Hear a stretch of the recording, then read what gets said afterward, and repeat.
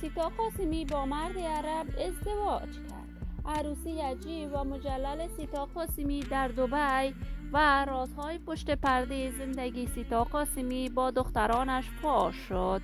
سیتا قاسمی چرا دیگر به کارهای هنریش نپرداخته است و اکنون در کدام کشور زندگی دارد؟ من در این ویدیو پیرامونک‌های خمینی ماجرا خواهم پرداخت. پس در ادامه با کانال دنیا اینفو باشید.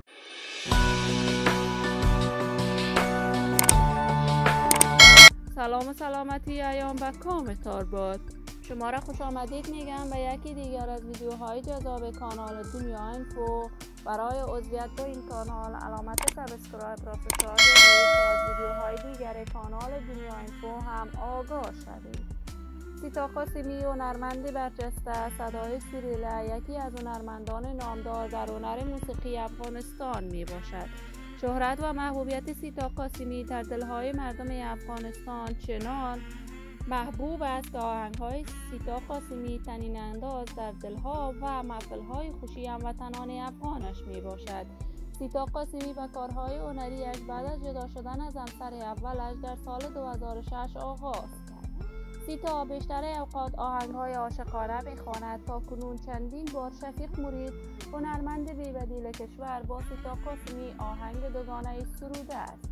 سیتا در کشور جرمنی زندگی می‌کند ولی جدیداً تصاویرش در صفحات مجازی دست به دست می‌شود که وی با یک مرد عرب در دبی نامزد شده است و به همین خاطر رابطه سیتا قاسمی با دخترانش از هم پاشیده است.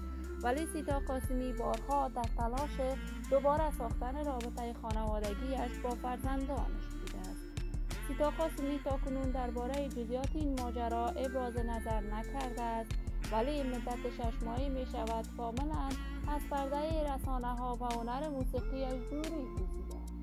ما آرزوی خوشبختی، سعادت و موفقیت برای این بانوی هنرمند از بارگاه عزت الله تمنا داریم و در انتظار نشر تازه ترین آهنگ ها از سیتا قاسمی خواهیم بود.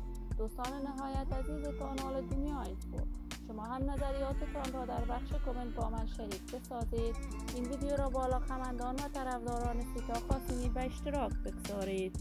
برای عضویت با این کانال علامت سابسکرایب را فشار بدید.